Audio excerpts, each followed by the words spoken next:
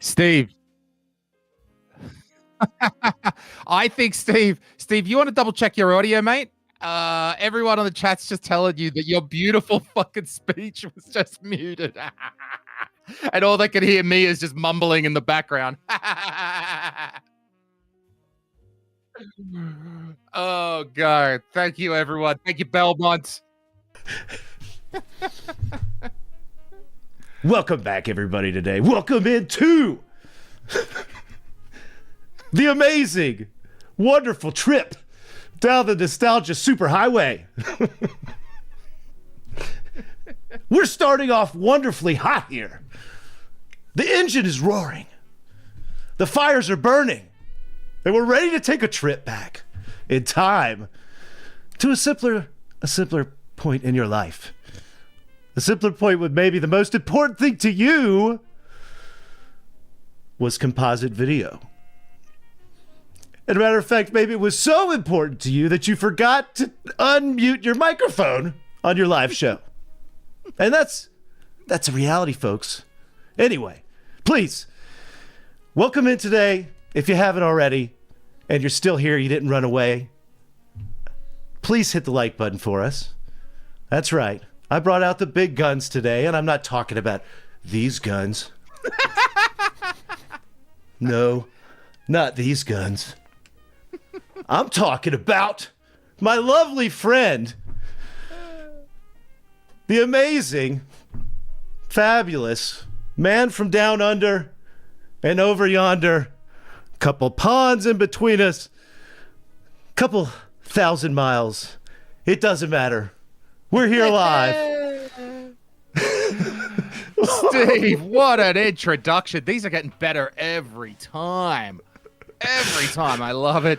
Steve flashing the dad bod there. Look at this. It's a dad. He's a dad with a bod. That's it. He's still good. We've got Composite. That's what we're going to be talking about today. That was... I wish I even understood all this stuff back when I was a kid with an original Mega Drive. I know my Amiga plugged in with a SCART, but I didn't know that that was better. I knew there was, there's the RF and maybe the yellow cable, but I didn't know anything about this stuff. Now we know, Steve. Now we're enlightened. Well, we hope to be enlightened, right? You've helped us see the light, see the way. Praise! Praise. Let's go. How's everybody doing today, right? You all survived. Everyone in the chat. You're doing awesome here. Thank you, Belmont. I see a lot of the usual folks. Welcome into a lovely Thursday edition of The Bunker, your favorite live CRT and pug and middle-aged man-related show. Right, because there's many live streams in this category. I know. Absolutely. It's a busy category full of middle-aged chubby dudes talking about CRTs. Oh, the sad point is it took 3 months of hard work and minus 30 pounds to get this hot, baby. Yeah. So tell us, Steve, are you still doing DDP yoga? What's the current schedule looking like? Yeah, it was pretty fun. I actually managed to, I know over there you guys probably don't have any reason to celebrate Thanksgiving, which is just a holiday here that is an eating fest. Sorry, Cole. An eating fest. And so you just gorge out on a bunch of food usually. Mm-hmm. But this year, I kind of did better than I had in the past, and I didn't actually, I didn't actually pig out as bad, even though I had to go to 2 meals, like with different families, and I actually managed to sneak off and do my yoga, like 4 days out of the week when I was out of town. So I was really happy about that. And that's very good. That's it. Yeah, go Mark. Right, dad bods for the win. So, hey Steve, with your audio, I can hear you've got the noise gate on, but when you talk and the noise gate's off, we can hear some shh happening behind you. Does anyone in the chat hear that as well? Can you? Oh, now it's better. Let's see. Oh, now it's good. I don't think there's. Yeah. Sorry. Let's let this thing go. I don't think that I'm trying. That's what I was trying to look at, is if there was any issues. It looks like everything's fine. All right, and now it's back again. There's a hissing behind you. Oh well, that's actually boiler behind me Oh, that just right. kicked on. Sure, right on. So that's the noise gate trying to kill through the noise gate. So you'll have to wait a second. Sorry, this is a real bunker. There's a boiler. Yeah. There's a serious boiler. Is the boiler temporary, or will it Yeah. turn on and off? Bunker it'll go noises. away. It's all right. There should be the Gory, noise yo, gate. settle down, champ. Everything's all Right, right. Yes, Gory. yes. Gory. Cool, bro. Just gonna wait be a all right. second. Yeah. You came for the video or the audio, or not the audio anyway. No, I'm just kidding. There we go. It'll fix. Hang on. I'll just be quiet. Well then, Watch. well, it's just like the start of the episode now again. So this is your theme for everything there. So you've done well, Steve. You have kept on the schedule. I'm a little bit off the wagon. I've been to the gym a couple of times. I'm getting there, but you are keeping it up. And dude, you're doing great. Like, look at just those arms, right? I'm proud of those arms. But Steve, let's have. Look, you brought it up. It's not me. It's you. Okay, you brought it up because we can see that tattoo on your arm. And have you ever told the story of that tattoo on the channel? I haven't heard this story. Thanks for taking over there for a second. There we go. Because the boiler's just cut off. All right, good. Yeah, sorry about that. Usually the noise gate picks that up. There might have been an update in something that is causing it not to be. But I don't see anything else on, so I just wanted to make sure. Your mic, my mic, audio. Oh, there's a... Wait a second. Yeah. We can hear you the whole way. The noise gate's working. It's just that when you do talk, you could hear the shh behind you, and then you stop talking and it goes silent. Okay, there we go. All right, Gory's happy. We're good. Now, don't change the subject, Steve. Okay, tattoos, right? Tattoos. We got to get this story checked, people. We got to get this story out of Steve. How did this? Look at Stupid, this. right? Stupid. This is not even that cool of a tattoo. It's the independent logo, right? So when I was in high school, I thought I was going to be a rebel and get like tattoos all over me or something. There was this weird thought that I might all over my arms and maybe like something like that. And then one of my buddies, he's like the buddy that went off the wagon and wound up in jail sometimes. It's a really bad story, right? But this guy was the guy who wound up like, you know, suburban kid, worse than any of us. Didn't grow up poor or anything, but he was like, he got like all these stupid tattoos on him. We couldn't figure out anything that we wanted, like tattooed, so we just picked these stupid logos. So I was like, all right, I'll start with this one. Because I like had a hat with that on it. And I was like, oh, I like that independent logo. And then I get other things around it and blah, blah, blah, all this. Get some anchors, arrows. I don't know. And then my buddy, he's like starting to get stupid stuff. Like he got, do you remember the band Godsmack? Did you ever hear that Godsmack? I remember the name. Yeah, I don't even. They say like the song for like the Scorpion King or what was that? The like Mummy. The Mummy 2 or something, they were like singing it. So it's very like, stand alone, like, you know, yeah. Anyway, so this guy gets the huge Godsmack thing on his back. This is stupid. And then his name was Dave, so he got the Detroit Tigers D, which is just like a weird cursive D on his arm. So he got even worse ones than me. And then like I went and I remember going and we were all supposed to get tattoos out, and we'd all turned 18 this summer. And so I went and got this. And oh my gosh, this is a great story, actually, Lewis. I forgot all about the rest of this story. Holy crap. So I'm in there, and I'm like, probably, I'm one of the last ones to turn 18, and that's what everybody was waiting on in August of the summer after we graduate. So that's what everybody was waiting on, was to try to get tattoos together. And so I went in there, and I talked to the guy, and I said, I want this on my arm. He said, no problem. He put it on there. Again, I hadn't had anything like this. I want to say it'd take like 2 hours, right? And so I'm sitting there, just getting it. And this is where the funny part is. The guy who's doing it, he's just sitting there doing the art. And all of a sudden, the guy who's like running the desk for the tattoo parlor comes in. And he goes, yeah, man, I got this dude out here. He wants something weird on him, and nobody else wants to do it. You want to maybe talk to him and see if it's something you want to do? It's the guy who's working on my arm is just working. He's like, yeah, sure, send him in. So I was sitting there in the chair getting, this tattooed on.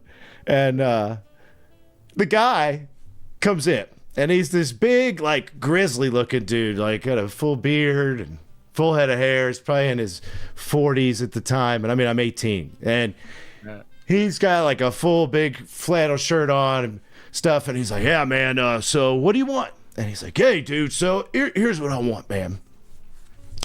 He's like, I want a tattoo on my ass. And he's serious. And I'm just like, whoa, where's this going? My day got better. Okay. I was like, wait a second. All of a sudden, I'm not thinking about the pain of the needles shooting into my arm. I'm interested in something else. This is good. So I'm listening.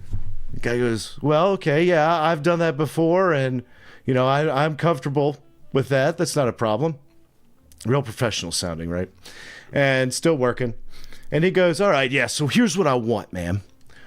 I want this big, nasty, ferocious grizzly bear tattooed right on my my left ass cheek. Okay? And he's like, so I want this bear, I want this bear to have like claws, and it's like clawing into my cheek and it's like exposing blood and flesh. Quite an artwork. Yeah.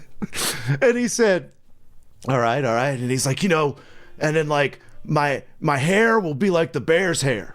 Like as my hair grows. I'm like, okay. And so then he goes, and then it's got to have a sign that says, a little wooden sign, and it says the cave.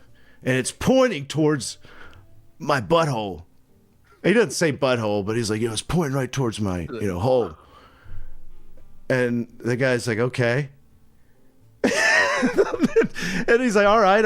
And he's like, anything else you want me to know about it? And he's like, no, man, I think that's it, brother.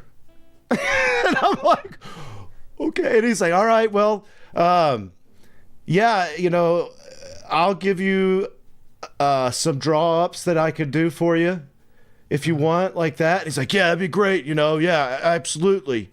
And so that's what he said. He said, I'll draw up a couple things and come back and we'll set it up. You take a look at them, see if they want. And then he just finished up my tattoo and I left. And that was, and you were done. And that was it. And then here's the better part. Besides me and Dave, the rest of our friends, they wound up being big, old, fat, chickens, I guess. And none of them other guys got tattoos. They did other goofy things, like got big fat gauges in their ears. And that was even funnier because they were all like, again, these are like the suburban whitest kids these guys. So this tattoo is great. So this guy, he wants a big bear. Yeah. He wants it. Sorry, and there was a sign. Was it a sign saying the cave, or was it just pointing to his butthole? What was the sign? So again, yeah, sorry? he's digging in, glowing towards the cave, right? Okay, yeah. And then the cave, and then it's a sign under there that says the cave, pointing to his butthole. So you're like, and I'm like, who? And I started thinking, I was like, who is this guy wanting to see this? Because he can't look at it. So it must be for somebody else. So it was one of those early exposures to interesting artwork. Was he respectfully? Was he a bear, so to speak? Like that might have been his orientation as well. No. I mean, this. I have no idea. This was like. You don't know. This would have been the year 2000. Right. No one was gay in the year 2000. So okay. Yeah, there was like one. Yeah, like everybody. That's what I'm saying. Everybody else was like hiding, right? In the year 2000. Okay, so it's probably it was more like that. He gave off the very like macho like biker look or something, I would say. Or trucker or something of the 90s. The hair thing is interesting because he wants the hair of his ass to be the hair of the bear. But wouldn't then you'd need to like not have any hair on the untattooed bit because otherwise it'd just be hair everywhere, right? Like Lewis, have you ever gotten a tattoo? No, that's it. That's it. So they shave. They have to shave whatever they're tattooing. So but yeah, it all yeah, but then it all grows back, right? So right. otherwise, So I don't think. Yeah. So that's what he. I mean, right. Who knows? I didn't see the guy's butt. I didn't, and I thankfully he didn't ask to see it while I was in there. And I didn't get to see the rest of it. I just remembered for some reason that the amazing details of that story, and it was one of those things where that's the only reason that tattoo story is even funny, really. I love it. That should be the title of this live stream. I didn't see the guy's butt, Steve.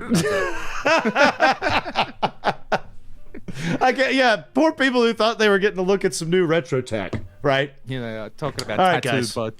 I promise I have some things here for you. All right, let's do it. So we got everyone in the chat. What do we got? 54, Steve. That's crap loads. I mean, maybe we should just keep talking about hairy butts and tattoos. As much as I'd love to talk about some hairy butt tattoos and continue on down that expertise. Let's look at this fine product first off. And first off, I love you all for being here today. Thank you. I know everybody's here. I haven't done the shout outs today, but it's okay. I think we're going to just pass on that since I've had so many bad mistakes with the microphone already. Let's just skip past that and have some fun now. So if you're ready, this is like 20 minutes in. Drop a like for us, please. And let's start here. Okay. First off, I want to say a special huge thank you to Kaitor Industries, Kyle, because I was on the hunt to get somebody. I found a printable shared file for this bracket, and I had no. I have a printer, but it sucks, so I could never print this, and it would take me hours to calibrate it just to get it to try to do it, and so I asked people out there if anybody would help out. Kyle did, and it sent me this. This is a second sample. I have 2 samples of them, but I definitely, after he sent them, I compensated him the price of them because I felt like he did such a good job. And then, so these are the brackets, and basically anybody who sees this, I'll kind of go into the details more with this specifically. So this is for the 8-inch PVM. No. This is actually for what I have right here, which is like the L series. It's probably the L4 and L5. I don't have an L4, but I'm going to show you where this sits, why it's important here when I open this monitor up here. But this also may go and fit and be the same size for the 20-inch. And I just haven't got a 20-inch here to test it on yet. But I think they're the same. I just hate to say so without, doing it. But if you want to know more about this product, there is a link to this product page in the description for the stream here. You just click that little button that says expand, and it'll show you 2 links, this product and then our other product, which is a composite video cable, which we're going to do some more with later on in the show. I just wanted to start with this bracket first. All right, everybody? Okay, I've got the page open here as well. $30, very, very fair. We can see that's a good quality thing from Kyoto. So that's cool. Yeah, so let's open it up. Let's see where it is, and then let's talk about why we need this. They're breaking, I assume. Fragile plastic in the originals. The major problem is that this plastic that was used originally just manages to break down. It doesn't really matter. Sometimes you get a monitor that's never been opened, and you literally open it, and just the force of moving it causes these pieces to break. There's always a break somewhere on it. Very rarely does it ever stay in one whole piece like that. Even if it's in good shape, literally going in and just removing the deflection card sometimes can cause the thing to break. Now, if you have any kind of issues like with this particular monitor, had a ton of shipping damage, and so this was just in 100 pieces. And thankfully, nothing was unfixable, but I did have to have this bracket or I wouldn't have been able to put this CRT back together. So where did you get the file for it originally? You just found it online? Someone else had this problem. Someone else had made the file originally, and that's where I put out the kind of bounty for help on Twitter, asking a tweet with the damage for this. So if you follow me on Twitter, you can see all this on my timeline, where I put out the tweet asking for somebody to help with the shareable file. And I talked to a couple people. We even got a quote from PCBWay to do it. And do they have 3D quote, printing services yeah, today? Yeah. Okay. But their quote was $160. So that was like, oh, that was good. Thanks for the quote. And dickhead off the street price, we say in Australia. right. Okay, so that was kind of fair. unreasonable. Yeah, that's kind of where all this started. Is he volunteered to do that, and I'm gonna turn this monitor off there, and you can see some lovely decals and there. But I'll get that stuff out and. Okay, so Steve's got that one out here. When Steve gets back, I want answers to the real questions, like what the hell is that huge screwdriver you've got? Jeez, that looks like something from the doctor's surgery. Like, yeah, I can't do that, right? Like something that bear bloke with the tattoo might have been using on a Saturday night. Like, geez. This is I don't know. This is the number 2 screw. Look at this thing. This is one of my favorite noob things because. Oh, number 2. Okay. It says number 2 somewhere. There we go. And Yeah, it's like probably from an automotive kit. It's like ESD shielded, supposed to be, I think. And it's just a lovely long. Sometimes you need a long screwdriver. Well, I've then only you got can just sit extensions, back. but You can sit back and comfortably get in here, and you can get under things. It's really needed for some of the CRTs. Let me make sure I don't knock over my console because we will need that later. Right. So Steve was explaining previously he's using the Turbo Graphics. To test, we're going to be looking at the composite cables from Retro From. They're tremendous. Yeah, Steve's first been impressions using that, been good on those. All right. All right. The back, just the back of a professional monitor. Thing of beauty. There you Possibilities. go. So this one's CNCs, plugs. This one is actually the Japanese variant. Ooh, oh, did you get one of those off? Is this one of the ones you got imported? Well, this wasn't me who got it imported. This was the client who got it imported, and it's Koala Koa's actually. If Looks he great. shows up. So this is the L series that has the card slots in the back. I only have one of those. I have the L9, I think it is, the small one, the baby one. But it does take the card. So mostly I've got the 9-inch BVMs, but I've got one 9-inch PVM which takes the card. But I don't need to buy an RGB card for it because I've already got other. Yep, that one up there is what it will fit. So okay, we're gonna take the sides off here. Yeah, and this isn't an issue with the 9-inch varieties. This is just these two bigger. Oh, okay, the models. 14s and you think the 20s as well. I think it'll fit. I just have to confirm that with actually a real one.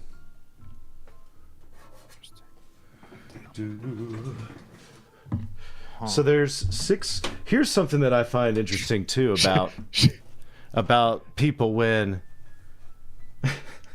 they take these CRTs apart. I'm always blown away how many people will take the rivets out of here, or like these little black rivets, and separate the shell metal from the black back plastic, and that's not the right way to open it. Oh, so you're supposed to take the whole back, like the metal and the plastic off as one piece. Yes, you don't want to do that. You don't want to ever separate the two. It's just a pain, and then you'll mess those things up. Pretty sure I'm guilty of that, actually. So Yeah, this is most a good people have. bit of knowledge drop there. So when we're taking the lid off the monitor, we want to just take off the one Steve's doing. And so you're going to lift the metal and the plastic off in one go. Correct. Watch here. We'll just so there's only 2, I believe, but yeah, there's only 2 back here on this on holding the input board to the back plastic. And I actually have to be careful. It's a little cracked. Hi, Jake in the chat here. Just saying hello to some people in the chat here. Hi, Go Jake. for it. We got Race here. God damn it, Lewis. Yeah, I know. Ariel Ace has been servicing CRTs. Daniel's there as well. Got Belmont in the house. There Absolutely, you go. our man helping us out. There Right, it we lifts go. off so easily. See? That's and then very you nice. don't have to mess with that and not. You know. But here Right, you because go. if you take the plastic off it, it gets a wobbly, the metal, and Right, and you can really break those little 30-year-old. Who's saying 37K? I wish it was 30. Could you imagine? Somebody's like 21,000 likes, and the show's not even going. I'm like, what are you talking about? Where are we looking at where it adds a K to the end of the... All right. Okay. This, as you can see, this has been fully serviced. Let me turn the lights on in here. Sure. Somebody turn the lights out on us. There we go. It's a little better. It's very Let me go get actually a flashlight to add some light.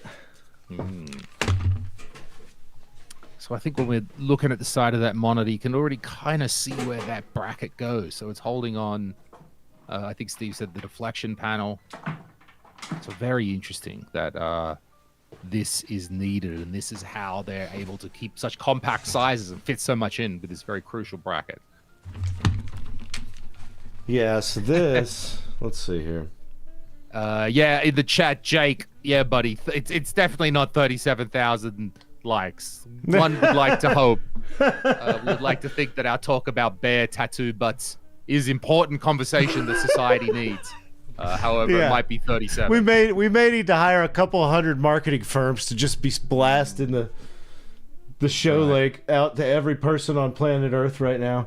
All right.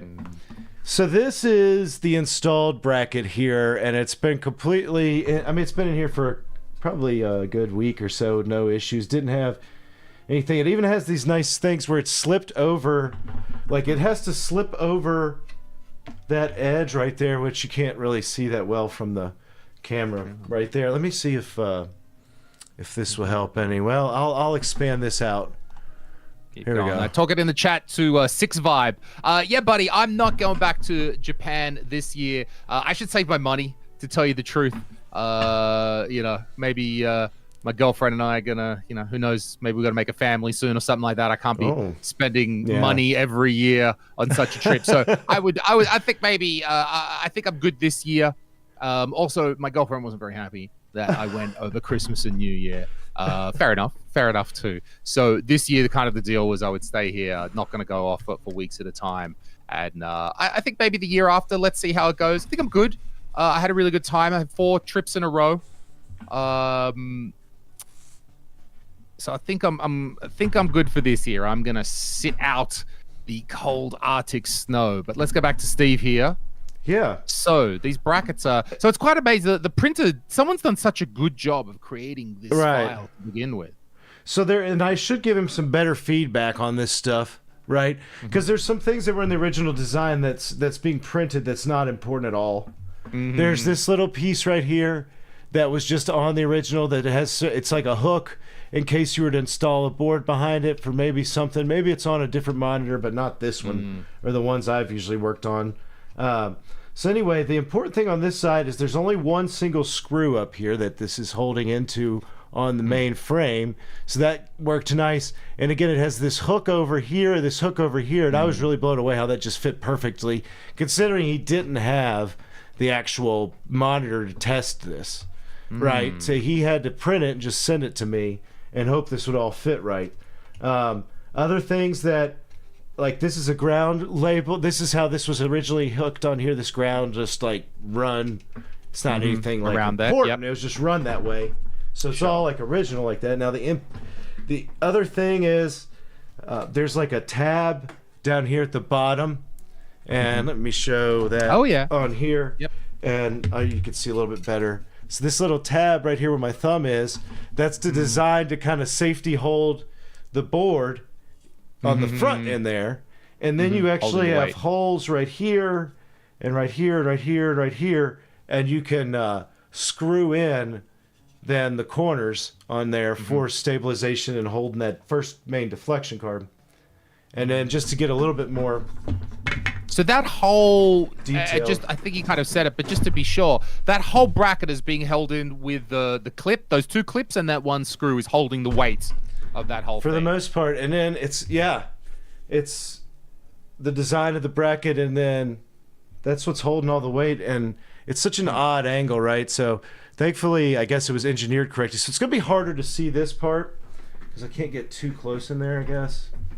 But behind, sorry, behind there, it's very important too. There's actually another board back in here that sits. It's just got a couple of inductors on it. I'm trying to get it. Move it just a little bit. There, Now we see it. Yeah, now we see it. So there's that board right there, and you can see it actually snaps in on the back with like these old clips, these old plastic clips, and those go into the same. Here, well, I could show you actually better on this. So those go in to like that. Right, that bracket has a mount to that as well. Holes right there. Okay, so that bracket is designed to hold the board on either side, essentially. Yeah, well, it has to hold both sides of the board on there. Oh. And then, again, yeah, this is installed. What tremendous 3D printing. Like, it's got not a lot of weight, but a bit of weight. It's stable, it's firm. God, I can imagine, Correct. I can understand why with just your out-of-the-box 3D printer, you weren't able to come up with such a good print. Well, yeah, I didn't even bother because I was like, that won't happen. Sure. My, because my printer is a Ender 3 or something Pro, and I can't print anything that big to make it work most of the time. What was your solution, or what were you doing previously when you didn't have this bracket available, this replacement bracket? You just have to try to make the one that was there work however possible. Whatever was left. Even if it's like just pieces, you'd just be taping the darn thing together. Because it's like not even, it's just such, it's like brittle plastic. It's nothing solid like this in quality after at the time of 20 years. I mean, it's like the other side is the same plastic from it. Thankfully, you don't have the same issues with that board. That board has like metal and stabilized. Sorry. Don't want to knock this off its pedestal, obviously.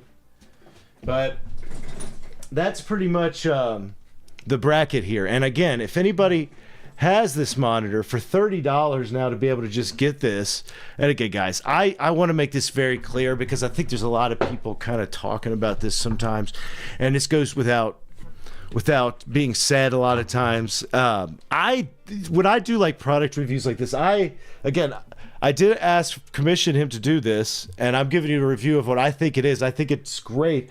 But I compensated him for it, and I always try to do that. Same thing with the composite cables we're talking about. I buy them with my own money here so that I don't get free samples. I'm giving you my honest opinion as someone who's paid for it. I think a lot of times people don't understand that even getting like free stuff is going to kind of sway you. Sure. Heck, even like a discount might sway you to where you're looking for a reason to, show off something good and you want to give back, where a big portion of being a consumer is actually paying the price of it. And I think also though, if let's say this was a sub-quality product, first of all, you've been involved in the development. So as you said, there was iteration. First one that came through wasn't good because you guys were working on it. Yeah. So, next generation. So it's something you've worked on. And so it's not sort of like, oh, I've just bought it and I'm going to slag it off. Like, you worked with him on this to create, make sure it is perfect fit right now. Well, and he told me that he's already sending me another one that's been a little bit more modified. So I think that, I think the best, like the most important thing was really a couple things: that it not only holds, but that it fits everything. Like it has to fit everything correctly so that the shell is on there right, it's all holding the monitor together correctly, and that it's stabilizing itself like that. So it's very important. And I mean, that's what I was waiting for. I was like, I can't believe it's got to be difficult to try to just do that and not even have an actual PVM just go right and then see, because I was like, well, will it close all the way, or will it have, for some reason, an extra like millimeter that's too long, right? And then it won't close, or it will be off by a little bit. Not a problem. Not a single problem. I think that goes back to the quality also, as well as the great printing, but also clearly the quality of the original file. I'm wondering, how does that even get produced? Is it a scan? How does someone even go about making that 3D printable file in the first place? Do you have any idea? Yeah, I'm sure that somebody did all that, and that's what I was going to say. That's kind of the reason I've wanted to introduce it as a product, and then I think I'm going to do probably a video eventually on these, of a short video, but in that video I want to give full credit to the person who actually went through and just made the printable, shareable file, that you just find online. The original one, now that one did have to be altered, but I didn't do any of that stuff. Like I said, I don't. That's part of the lucky thing here. Now he told me, Kaitor told me he had, I think, probably 10 of these already ordered, and that's without really much more than a tweet. So that's really good. Nice. And that's nice because, look, I mean, no one's making like mega bucks off all this stuff, right? We got indie creators who are doing it to help each other. Awesome that he helped out. You guys could work each other. Kaitor gets a bit of work, you know, gets a couple of bucks for his trouble, now has a product on his store. So I think it's nice. This sounds like a community effort. Yeah, Shadow Mask is coming in a bit too late. Shadow Mask, baby, you've missed some stuff, my friend. Well, you missed the whole bear butt story. All right. So yeah, big time fun. This is something that will keep going. Now, another interesting thing is, yeah, you can tell. See, again, it's these details that are great. Yeah. But see, this whole post, the second screw hole isn't even used. It was just on the original production, and if we look at it here, it's not actually in use. So it's not necessary to have like the effort of having this portion be really, I mean, I don't know. Maybe it. Do you have a 20L5 to check whether it's going to be compatible with that as well? That's what I'm waiting on. It was a 20L5 to come in the shop. There's one scheduled to be here. Yeah, it's pretty soon. That's right, big sexy Kevin Nash. I heard those guys got no money for their merchandise sales, so they poor guys didn't even get $1 when I bought this shirt. Probably. Like, everyone's getting screwed by like all the deals, all that. Wasn't this I was reading about that, like the dudes in the boxing get so much more than the MMA guys. I'm sure like, now. Because the MMA is all organized and just like, gets everything. Right, they take everything and don't when you start to organize your own stuff. So the artists are at the bottom end of that shit heap. All right. What I need to do here is I have I had to make a yoke adjustment on this thing. I think I did that maybe on another live show.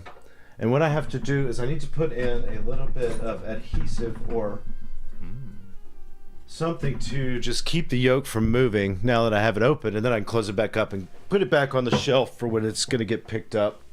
But yeah, that's the first product, folks. How awesome is that thing?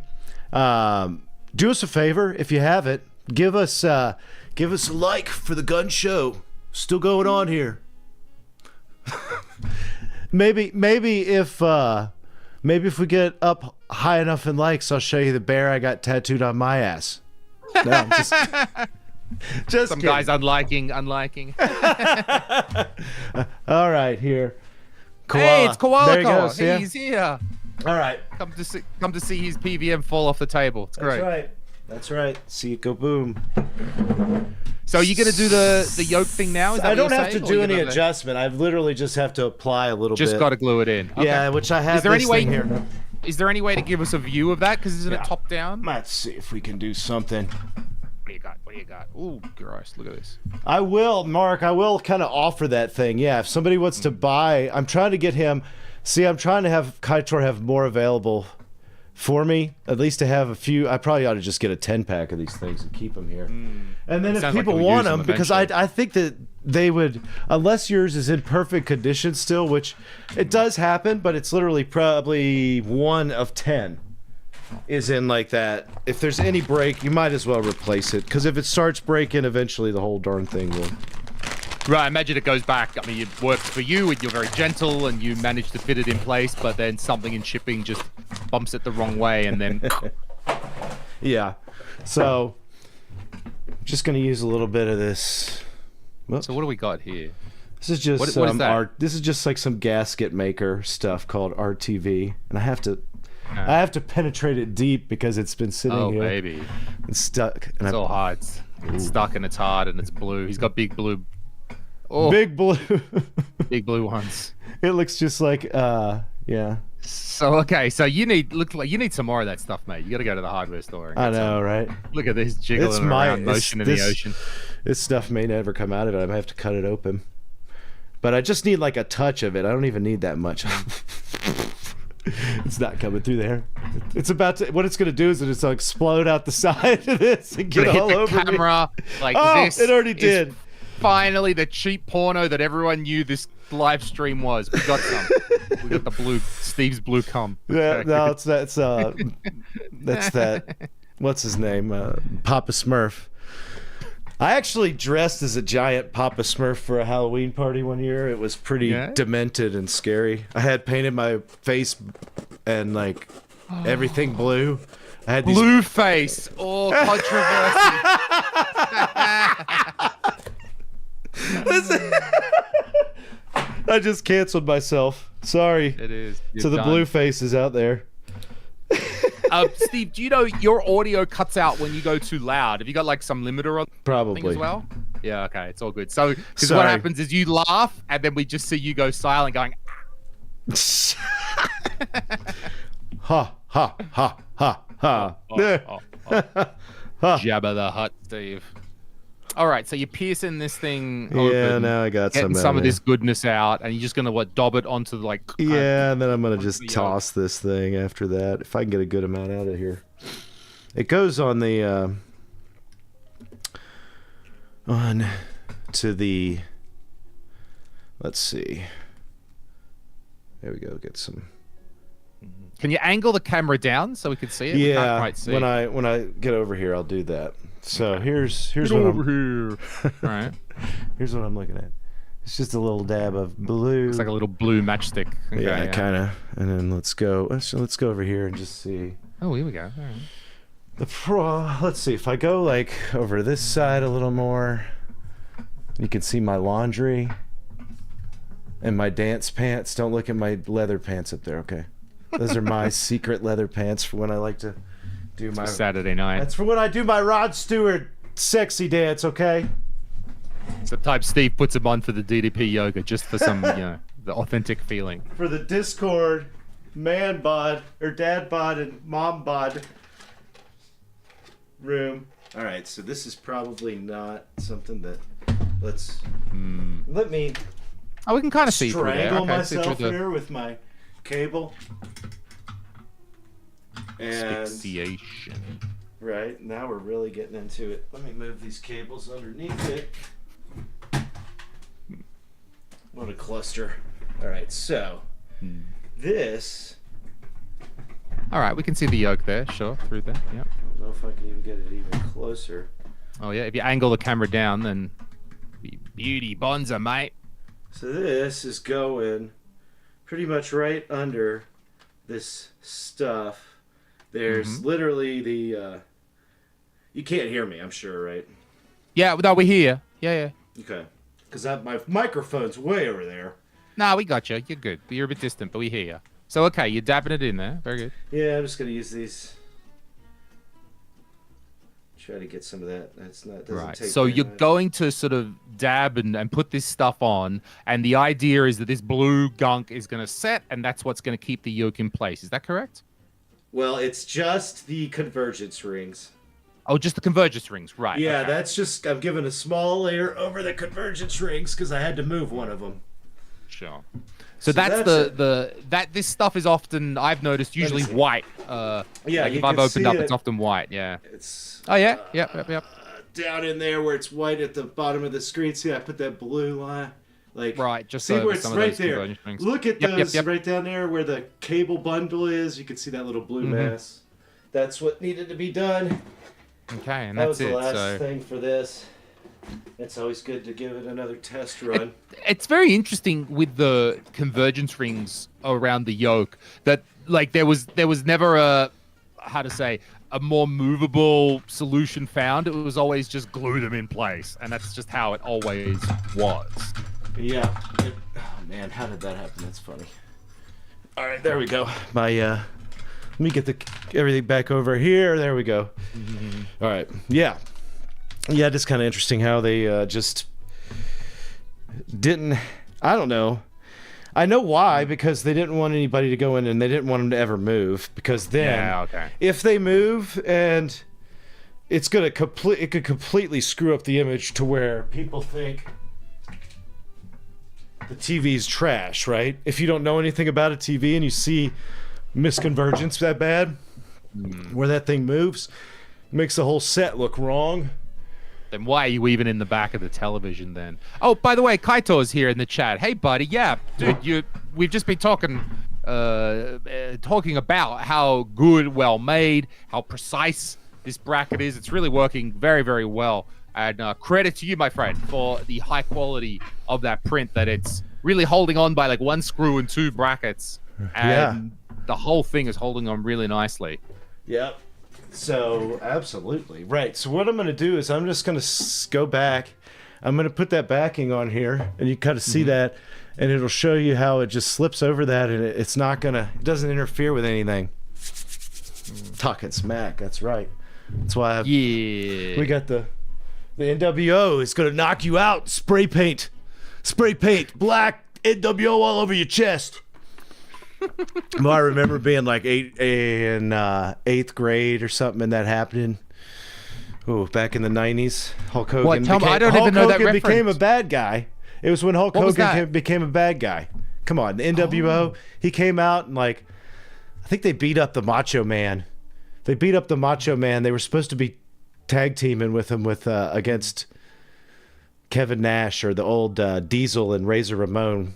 And they were like. Then they made the Super 3 group, the NWO. And that's when he went from being the yellow, eat your vitamins, don't do drugs, to the Hollywood Hogan, who was like the bad guy. So, all right. You got to update your profile at some stage, sure. When are we going to get... Yeah, when are we going to get Bad Steve? I know, yeah. Yeah, maybe, hey, Ariel, let's think about some kind of well, let's rip off NWO, right, and get sued by WCW. Ted Turner.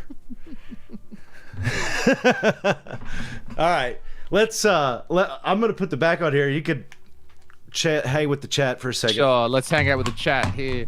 So Kaito's two-piece print acetone bond, which what were the two pieces, Kaito, of that you said you bonded it? So the two bits get printed separately, and then you've got to manually bond them together. Okay, is that how that would work? Yeah, Steve's the villain. All right. You either live to be die or then find yourself to be the villain. He's going to become top of the CRT heap. Everyone's going to love Steve, and then he's going to turn around, and then he's going to be like talking smack about Bob. He's going to be talking smack about everyone. Okay. All right, so bonded with acetone. So that's how you can create those. I know nothing about 3D printing, so that's very interesting. That's how you would. And so the original file would then have those two bits, and that would be the intent of the original file, is to actually bond them together. Kaitor, if you're in the chat again, tell us about your choice of the material. As I understand, what the filament, is that what it's called? The stuff, the material. And was it an obvious choice? Did the original file say what sort of material that you might need?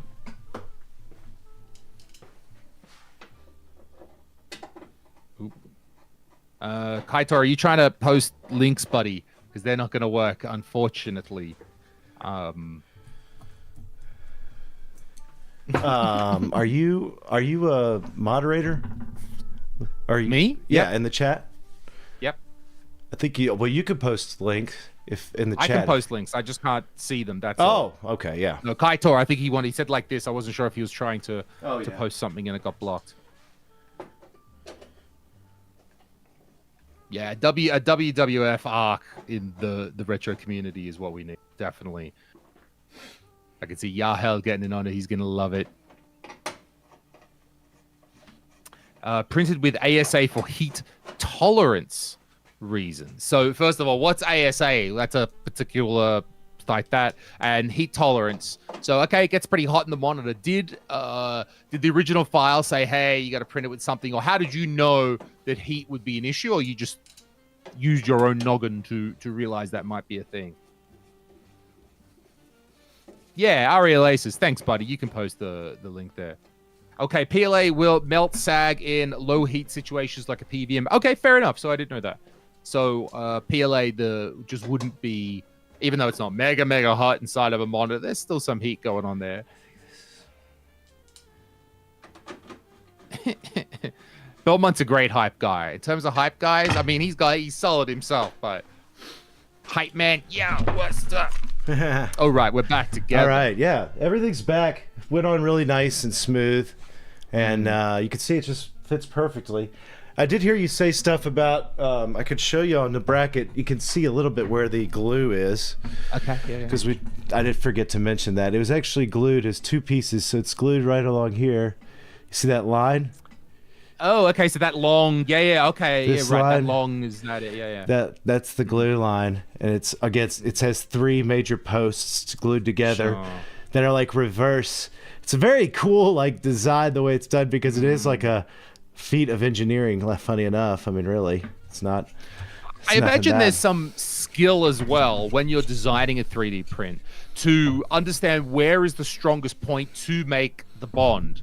Like I can see, to me, it's very obvious and very clever that those 3 long pieces make like 3 long bits that a lot of contact, a lot of strength can be there. I imagine you don't want like just some little chody bit, as your contact point. No. So even there's some smarts that's gone into designing that bracket and saying, hey, this is the bit we're gonna have the bond.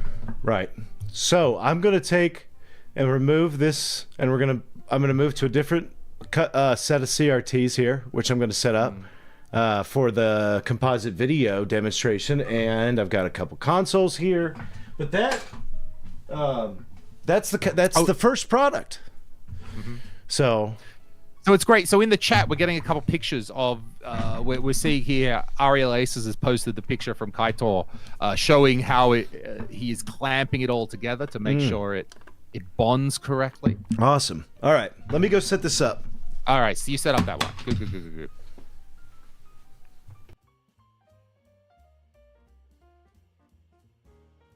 Ariel Aces, I think the messages one doesn't work. I think that's a link to your internal chat, but it is fascinating to see. So how long does that have to stay tied together like that, or with those clamped together, sorry is the word? Because this is very interesting, because also this is giving us some insight as to why this thing costs $30. And actually, I'd say it's a pretty good deal. Considering, I mean, it's not just like set it, press a button, and off you go. That there's actually Kaitor's had to do multiple iterations, think about the materials, and then this bonding process certainly is not quick. Takes some time. We've got to have stuff like that. So certainly a very fair price. I mean, if you're repairing one of these, a 14L or something, what are you talking about? What is that? 500, 600, 700 for these monitors anyway? Like, it sounds like something you should have. So, all right, we got Steve there. We got the white. That's the white Sony. Is that the power cable? Is like a curly pig's tail coming off the back there? And is it kind of looks like it's not rusted, is it? No, that's just it's just shadow at the back of that monitor there. Okay, very good.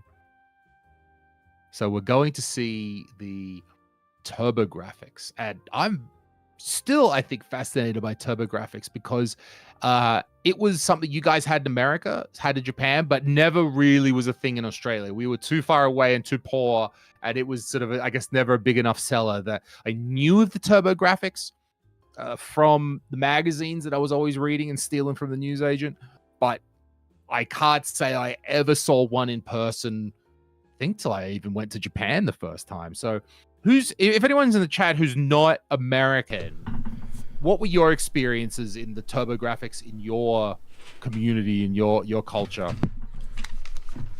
All right, are you talking to me now? Are you talking to me now? Are you talking to me? Don't you look at me. Talking to me. I love it. No, we're just talking about TurboGrafx, explaining that the TurboGrafx is was just something not available in Australia. What Kaitor says, 7-hour print. Yeah, there you go. So that's unbelievable. One of those takes 7 hours to print. Then there's the bonding time as well. Yeah. So Jake is back talking about getting all the cool Japanese cars in the 90s. I guess that was it. That the gray imports. Back when I would say in the mid 90s, to the 2000s and all that, doing the gray import where you could sort of import your own Japanese car was quite a pretty popular thing. I guess maybe we're a bit closer to Japan. I don't know, I guess.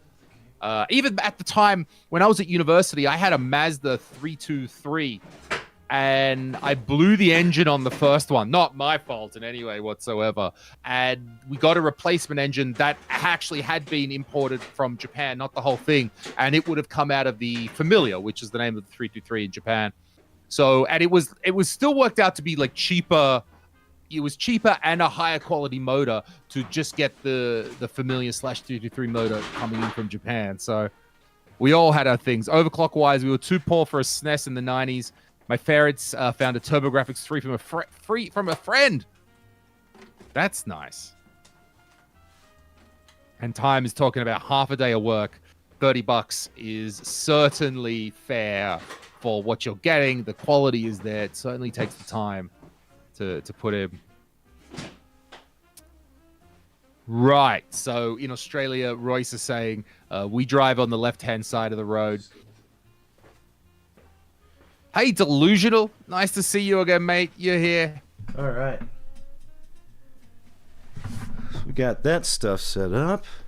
Hi, MVV blog coming in from Pisa, Italy. Nice, brother. Hey, so look, MVV blog in Italy, Middle Europe. What did you know about the TurboGrafx back in the day? Because I was saying in Australia, it wasn't sort of a thing. We might have had those sweet Japanese cars, but we certainly didn't have TurboGrafx. All right, so we got it. All right. Let's, while you guys talk about that, let me show you the next product here. So sorry about all the delay on that. Because if you've been waiting around for an hour now to see this, maybe. Of course, right? What does every person love? Composite, baby. These are, and I don't have just one set of them. I have 3 sets of them. I don't know why I bought 3. I know I need at least 2. Of course. So this is the packaging. I bought mini din. Okay. Yeah. So again, I bought, like we said a second ago, I bought all these. I bought 3 sets. They had a Black Friday sale. So the only thing I bought on Black Friday was 3 sets of these cables. I got them shipped from Stone Age Gamer. If it was less than $50 For the 3. For the 3. So they're cool packaging. Great. Really like the packaging there. I got the same. So is it Ariel Aces? Did Ariel Aces say that he designed that? Steve shows off my design from. I bet. Let's see. Awesome, bro. Proudly designed in the USA. Very Looking nice. really cool. So that is a standard Genesis 2 mini din, right? The 9-pin. There's nothing. Okay, it's straight up standard. Yep. So if we just to give you like a good look at these cables, actually maybe I'll pull this camera down and before, you know, that way I can give you a closer look. Everybody can see them compared to the old ones that I had been using, which was just, let's face it, man, that's one of the big problems is regular just trash. awful. Yeah. The original ones. So sorry guys, I'm gonna fix the camera here for a second, and then. And while you're doing that, actually, another question for the chat. Now you've reminded me of a question I have. When you look at an official Nintendo cable, you know the multi-out, right? You can easily look at it, you can tell, and also it says Nintendo on it, and you can fairly easily determine whether you've got an official Nintendo cable or not. None of the Sega cables that I have Sega written on them.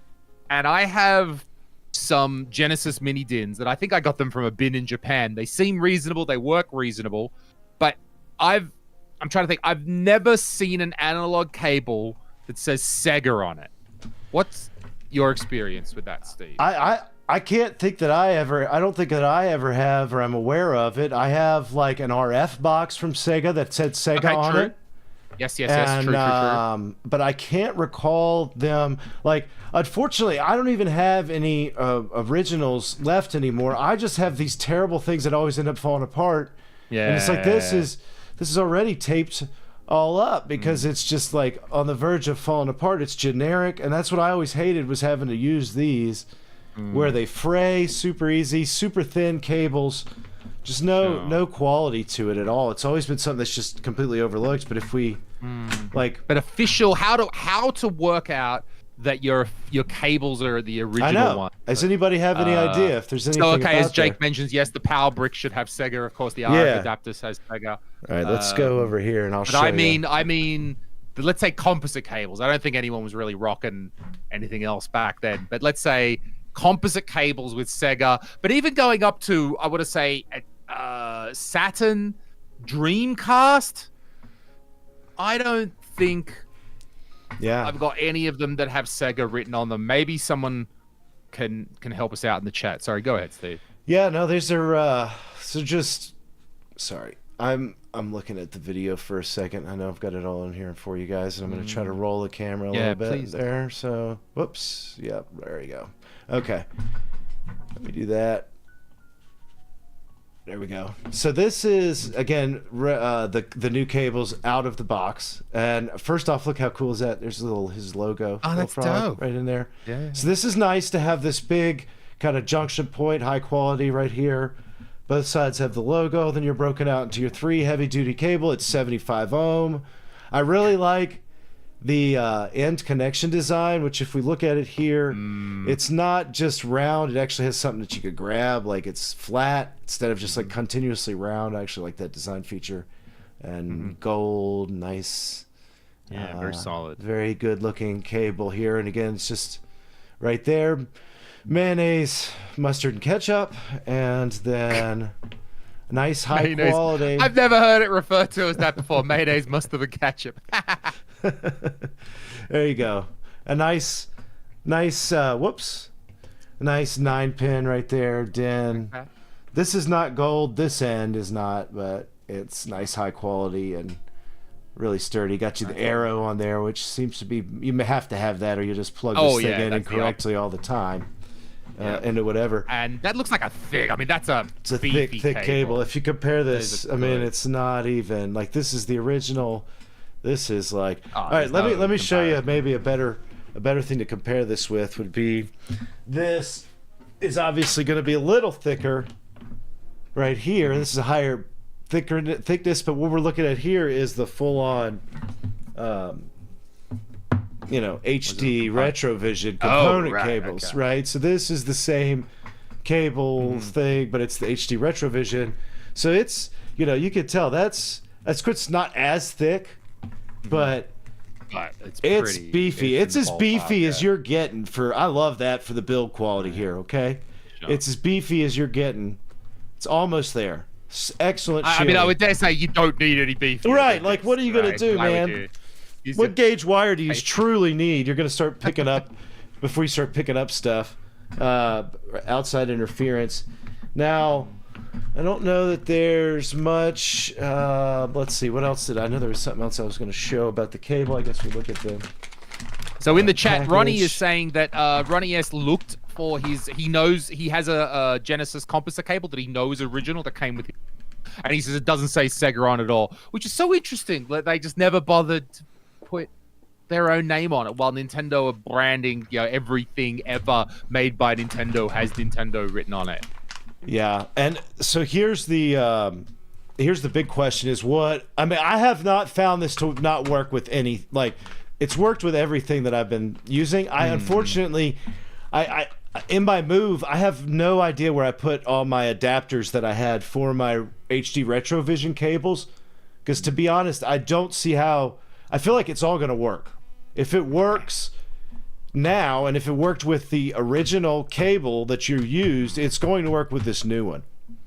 So unfortunately, I couldn't find, I wanted to find all that stuff. I couldn't. I know Kenny Lauderdale was asking about the Neo Geo. I don't have, you could use it. That's another thing. I should have bought one of the other cables, which was the other style. What other cables has he got? Do you know he's got other, it's not the Mini DIN 9, it's the other style for TurboGrafx, which is like a 6-pin or something, or the I think it's this that you normally use for. Oh, okay. Does that one that you're going there, does that also fit in Genesis one as well, or are they different? Here's they the look deal. Similar. Okay. Right.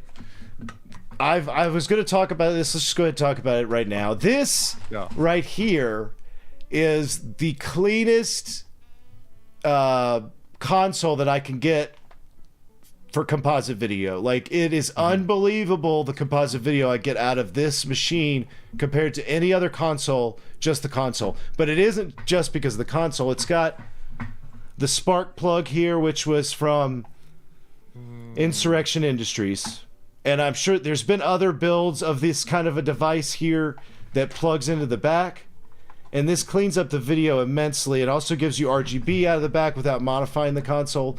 But it's got the 9-din, and it also just it sends out a cleaner composite video also through this. So it's just sending out composite and RGB, okay, through that. And there's no modification needed.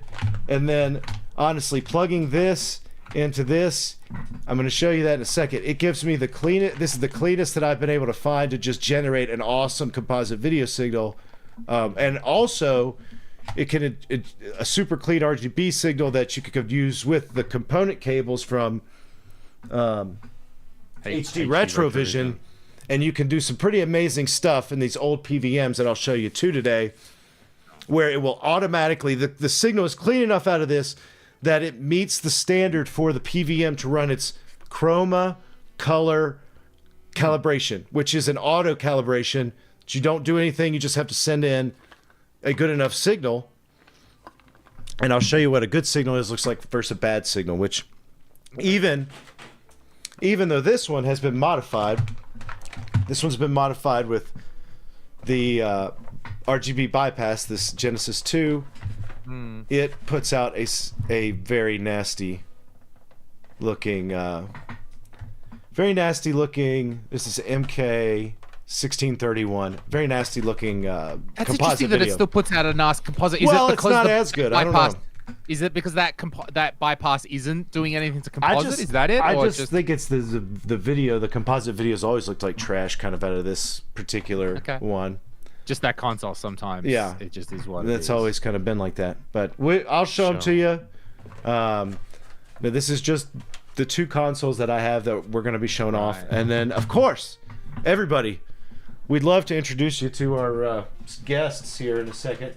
As soon as I get done connecting them, you know. And when you get going, Steve, I don't want to get too far ahead, but can you also, when you finally get there, explain this mode of the PVM that needs a really good signal and it can run this auto calibration, and some of your experiences that I guess you found a lot of signals don't work for this and aren't good enough? Yeah, that's going to be something that, don't worry, we're going to get detailed into that part. There. We've got to just first, we're going to, I'm going to hook the signal up, and then we're going to just look at it and enjoy it. And so if you have any requests for anything that's on the PC Engine graphics for a game from the chat right now, if anybody has any requests of what they'd like to see in composite video, please let me know, and we can do that for you. So anyway, let me, well, we're on here, and I'll go ahead and just adjust the cameras back to normal. Oh, there we go. Good. And then I'm gonna have to turn. There we go. The backside. We'll start with the backside since we've been on the we've been on the topic of backsides all day, right? Let's just remain on the backside here first. So first off, this is the CRT that everybody always clamors for, it seems like, right? One of them on the Sony end for a consumer. That's this little KV9 PT50, which is the white desk version or whatever. So few white Sonys, so few. Yeah, and it's going to, or it's just been in my collection forever. I just bought it locally and then haven't done much with it. It can be RGB modded, which maybe if I have time I can do that someday. And then I have a Sony PVM 1351, which was the same PVM that was unboxed on the show, on our live show on Monday, which was the last time we were all together here, minus Lewis.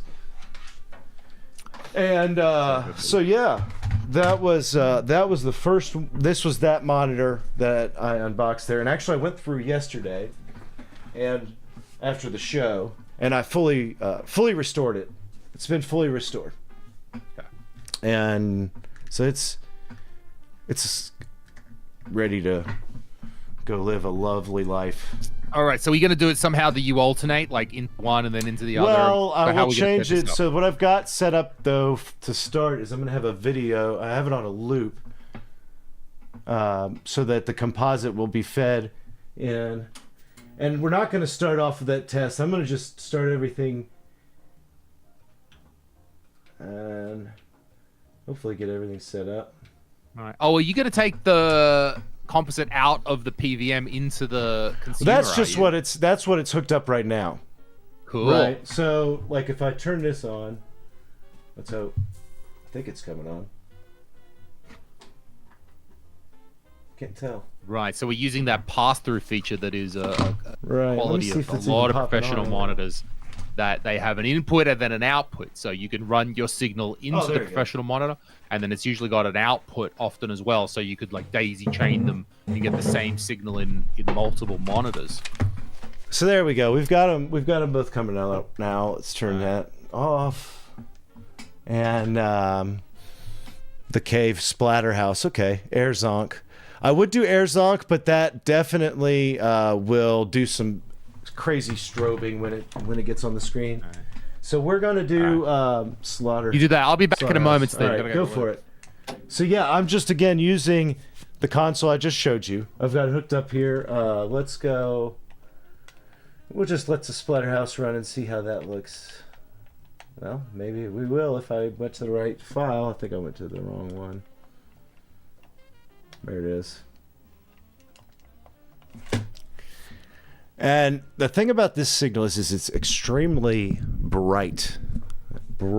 Like, this television always is brighter. But man, just look at how, like, look at your screen. How cool does that PVM look? Like, it almost looks three-dimensional. I can't believe how sharp that absolutely looks on the screen. So that's a big difference there. See, if I like crank the brightness all the way up, I can get those closer.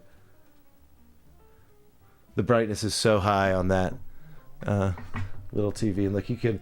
The good thing about this is, you know, you can like really blast those color. Like if I want to change the color to make it match, it's much easier with a composite video signal. But so this CRT that you're looking at on the right. And honestly, the one on the left, they're pretty similar. I mean, I think this one probably has a 400 or 250 line tube, and this one has a 450 line tube. So, but man, I just love the way that the composite video looks on that. Let's see what happens if I go out to this camera. That should look a little better. You see that? Really, look at that. Really, almost looks like three-dimensional. And you could take advantage, and I'll show you this in a little bit with the other signals from the Sega Genesis, but you could take advantage of those tricks that people did with composite video on the waterfall effect for Sonic. Do I think the RetroTink 4K will put a dent in CRT prices? I don't really know. I'm wondering. No, See, it will not. All right, you can answer that. I've got to fix the camera a little bit. So tell me what you think about that. Okay, I think we have multiple examples in the retro gaming community of a new version of a product that comes out. It's high quality. It's maybe even better quality than the original OG product, and it does not bring down the value. It may stop things from rising. And one of the best examples of this is the GameCube component cables. That they're the ones that are $200 per set of cable. We've had high quality third-party solutions from Insurrection Industries and a few other companies, HDMIs, for quite some time. Those things won't drop. They have developed a certain level of collectability at some stage that the price won't go down. Would it stop the prices skyrocketing, possibly, but I'm not sure that those cables were ever going to go up beyond $200 anyway, because ultimately it's still a friggin' cable. Now, CRTs are not component cables. I agree. There's many CRTs around. So the question is then, was the inability to display a good image on a flat panel, was that the reason why CRT prices are going up? I don't think so. So is it because now we can display a very, very similar reason? Is that the reason? I don't think they're so connected like that. What's your take, Steve? Yeah, and I also think that there's going to be so many people that are going to want to have the reference point of a real CRT always. I'm absolutely blown away of the thoughts of some things I've seen recently. First off, there's going to become this big wave of things of it's going to depend on your 4K television, right? Right. I mean, if you don't have this perfect, probably the one LG or two LG screens everybody goes for, you're going to be looking at a crapshoot on that. What is one of those LGs worth? I have no idea. I don't know nowadays. I'm sure it can be had for. I can't imagine them being over $1,500 anymore. I'm not positive. That's just I guess though. I mean, what the heck? So let's say there's at least $1,000 conservatively, at least $1,000 just for the 700, right. Just for the TV, then $750 for the 4K. It's great value, but nevertheless, still $750. So you got an entry point of close to $2,000. Right, and I don't think those are the kind of people that are going to be like selling off their PVM collection to get it. If they want it, they'll get it. And then look, I watched something really cool yesterday. I'm sure some of you guys in the chat did, from My Life in Gaming, where Corey reviewed this incredibly cool BenQ 4K gaming specific low latency projector. And this thing was awesome because what he could do is he had like a 90-inch screen in 16:9 mode, right? And was able to play modern games on that. And then he's able to take it and stretch it down to where the screen is actually 4:3 when he keeps going on his projector like screen. And then he just out zooms a 4:3 image, and it fits perfectly in like a wall size 4:3 retro game that you could sit there and put these CRT profiles from the RetroTink 4K. You could go spend, like, that's way you'd have a little projector that you spent $3,000 just to get, but you could have a wall of whatever you wanted on the screen. I thought that just looked so incredible. It was like, oh man, I'm almost like, oh, $3,000. That would be so fun. But yeah, so I think that there's always going to be people that want to have a reference there to say, well, this is what it's mimicking. I also do know that specifically, if you go to somebody who's a new gamer, like a kid that did not grow up around CRTs, if they go and they just look at a picture that's a scaled up image of the CRT, even filtered like a CRT, I don't think that's going to make the same impact on them as if they walk into a room and they see this, right? Because it's a piece of hardware, like you say. You're still like, you know. Sorry, go ahead. I'll give you another angle for this discussion. Why I think the CRT filter, and doing an amazing job at that, isn't connected to the price of because the CRT is more than the image. And I'm going to use what I was telling you about, Steve, what I'm obsessed with right now, Lego Star Wars, all right? I'm going through a phase right now. I'm friggin' obsessed with it. I love it. Now, I got this one on sale Black Friday. It was 42 euros. It's a very good price. Now, you will notice that I haven't even opened it. It's actually just sitting on my little table here, and I'm looking at it. I love this because I love the nostalgia. When I look at this box, when I look at the beautiful cardboard, it hasn't been wrecked, it's all in pretty good condition. It just gives me these amazing waves of nostalgia. I feel good when I look at it. I don't even want to, like, I will make it eventually. I will build it eventually. But there's a certain joy for me for just having this box sitting there and looking at such a beautiful box. Maybe I couldn't even like as a kid, we didn't have much money, so I certainly was never able to have something like this. So my point is the CRT gives you that sense of nostalgia because it's not on 24/7. So you got to have some other reason why I've just dropped 500, 1,000, $2,000 or whatever, or less. Or like it feels good to have that thing there. And I don't think when we have another solution necessarily will replicate that. Yeah. I think it's a great example. And people are bringing up some really good, cool stuff in the comments also that I'm reading through. And so there's just, thanks everybody always for putting in those great comments because you're all right kind of on the different things that make a CRT different. And it's funny you bring up the Lego thing because I already got this out of my system because I had a son. He's 12 now. And like when he turned 3 to 4, and it was like, maybe he won't choke to death if I watch him play with these Legos. And it was literally an excuse for me to go back and get all these Legos just like you're having right there and make them. And then it's like, yeah. And at the same time, there's a cool thing about just having the box there and even going back. And it's almost, again, it's like any of this stuff that we have on our shelves. And so, yeah, I really like some of these other things overclockwise did say. It's like almost like vinyl. I happen to have this right here as well. Oh my God, it's another massive Lego set that I happened to buy on Black Friday.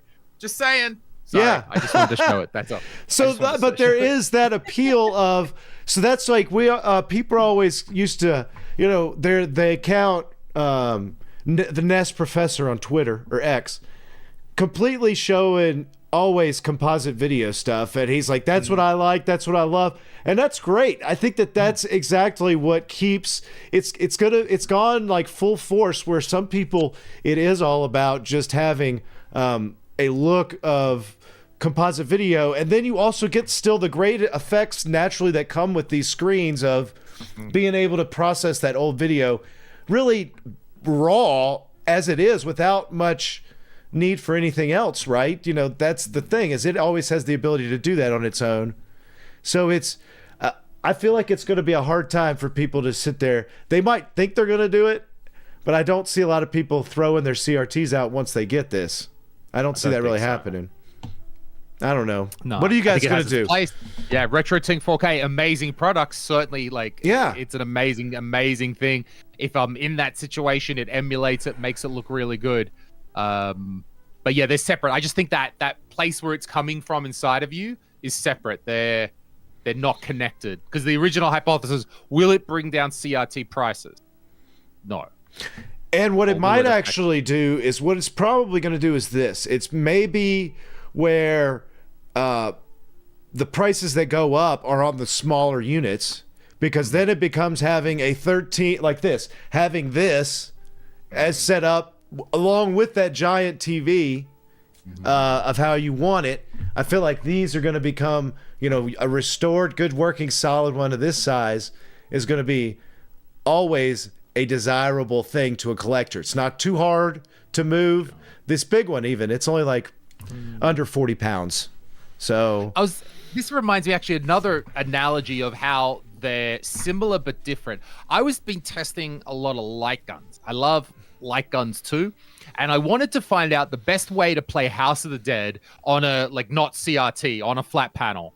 And I tried the Wii, I tried the PS Move on the PS3, and I like the Wii, I like the PS3, and then you always get the people like, well, it's not a CRT, it's not the original. You get like that dickhead Roger always has to climb in and say how good his CRT light gun is. He's like, I'd never play a Wii because it's just not the same, And the conclusion that I came to is that they're really different experiences. If you're using a light gun on a CRT, what do you got? 14-inch, 20-inch, maybe 27-inch CRT, right? That's a certain experience to have with your CRT light gun. But if I can get the Wii, or I can get the PS3, PS Move, and I can play that on some friggin' huge OLED screen, and I can stand in front of that massive TV, it's viscerally giving me this different experience to what I can get in front of the CRT. So I came to the conclusion I like them both, and I like them in different ways. Like I loved having, I've got these big light guns that you hold like this, standing in front of a big screen. Really makes me feel like I'm at some 90s arcade, where then I can go fire up the BVM, use a CRT, and it's very super accurate. Bam, bam, bam. And I think that might be another analogy for how we might like to keep our CRTs, but then also view content on a RetroTink on a massive OLED. Yeah, great points there. Where you're going to get, you do get a different experience, and even though it's doing the same thing, at the end of the day, it is a different experience, and it's going to come down again to what people really love. Because if people only cared about size on CRTs, they'd only be going for the big ones. They wouldn't care about the small ones. There's always something. There's always. I will admit, I mean, that's one of the first things I sent to Roger. I was like, you should say, I sent him a DM. I said, thanks for putting me out of business, asshole, with that RetroTink review. That's what I said. I said that was such a good that was such a good video, you dickhead, that I want to thank you for putting me out of business. And I just said, no, I'm just giving you shit. But it's an awesome product. That's an amazing thing that I can't here's the thing.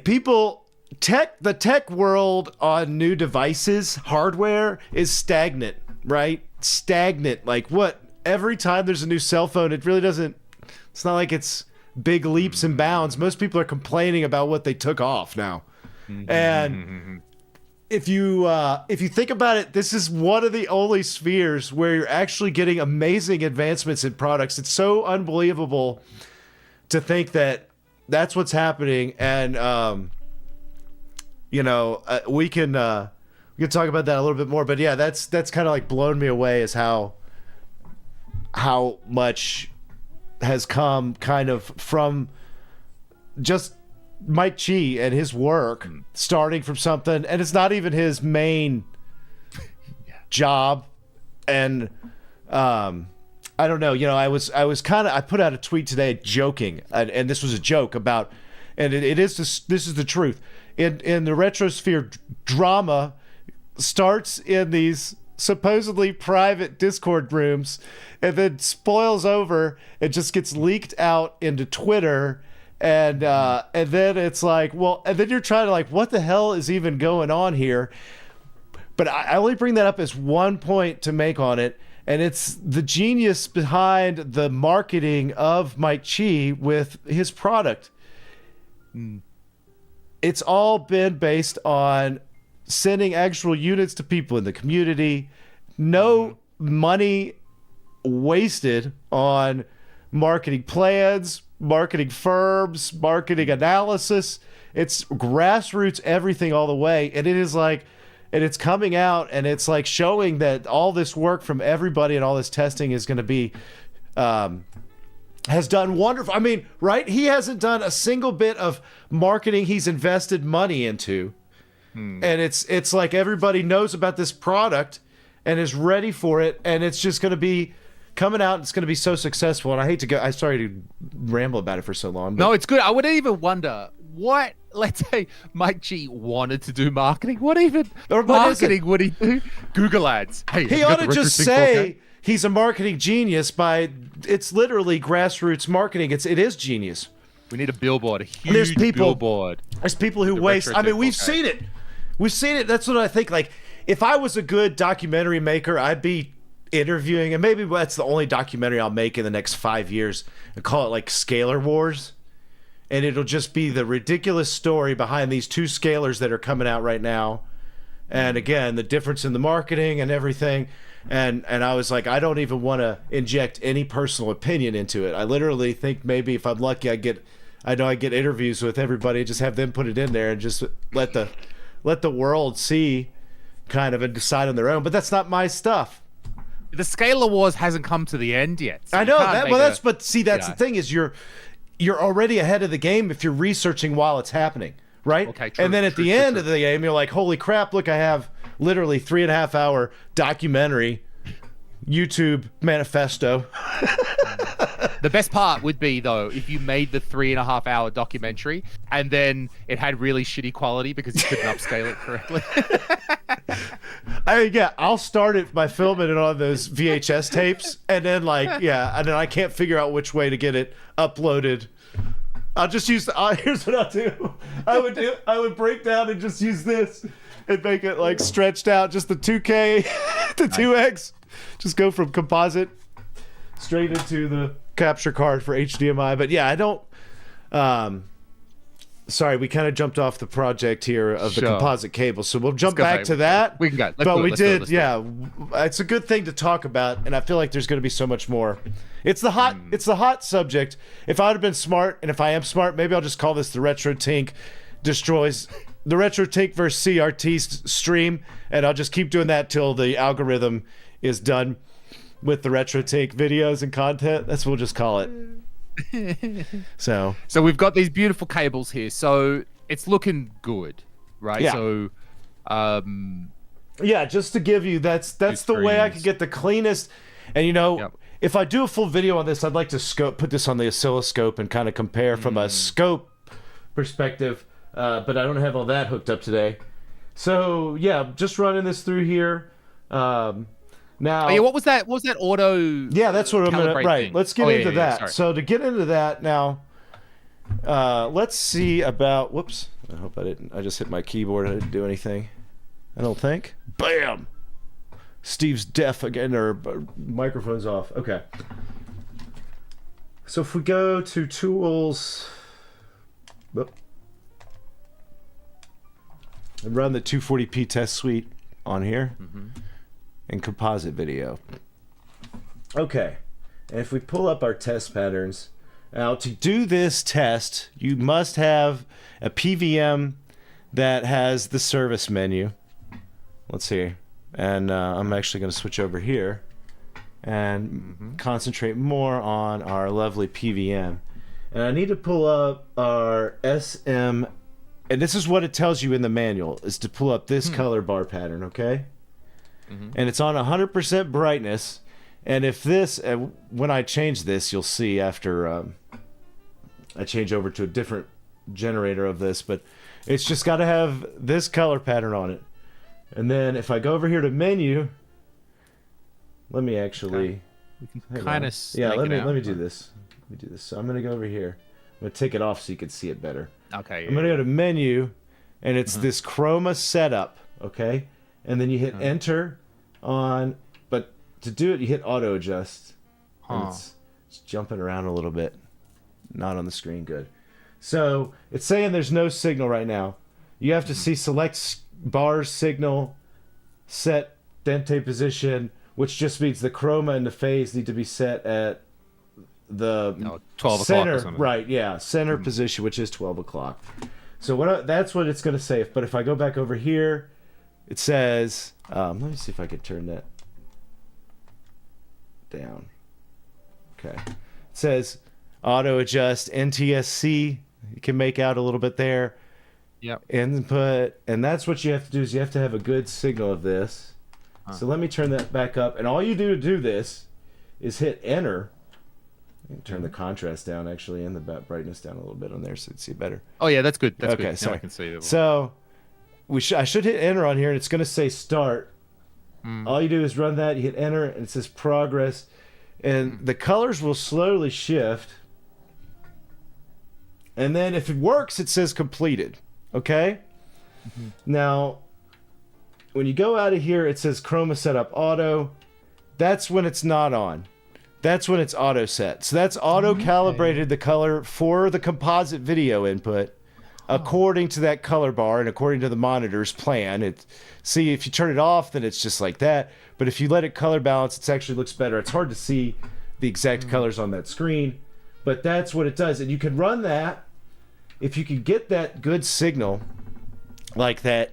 If you get that good clean signal, you can do that on any input that can take that. Okay, so I can't get S video out of this right now, but if I could get a good either composite to S video just splitter or something, I could eventually do that with this setup too, which I need to expand to. I think that was one of the things I had mentioned in our private Discord chat, was looking for something that broke down RGB or component and spit out everything else, like S-Video cleanly and composite video. That was to run this test, right? So that I could send in RGB with a SCART cable from this console and run these tests, and it does it like that. Because if you think about it, you don't do this with RGB, you just take the raw color. But this is the color filtration on the right, monitor. So this step is only relevant to composite or S-Video.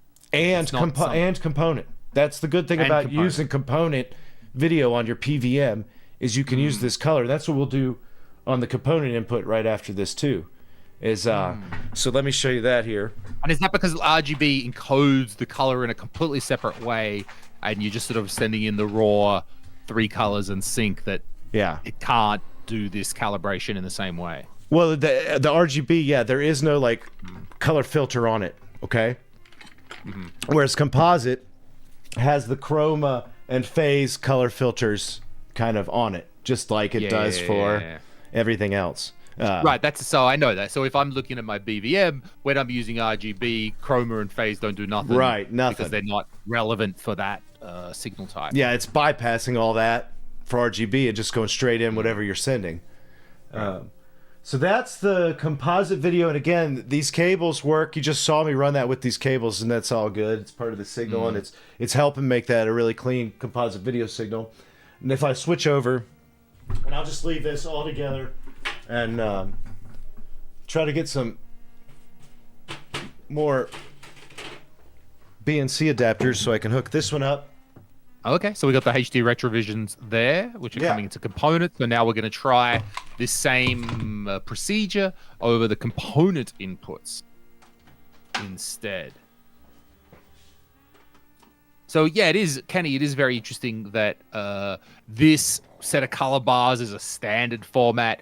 I imagine, yes, originally back in the day, there was no 240p test suite back then, so it would have been some sort of external signal generator that they would have to hook up to do that. But I guess it was producing that particular image, so it works here too.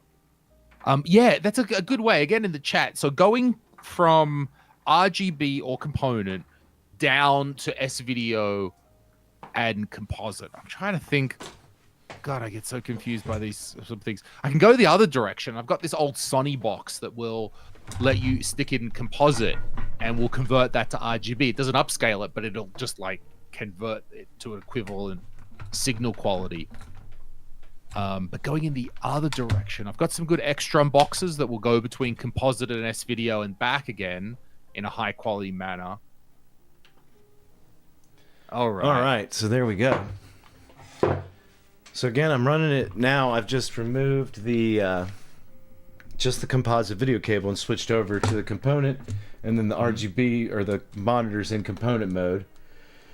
So if I go down here again and run that same favorite game.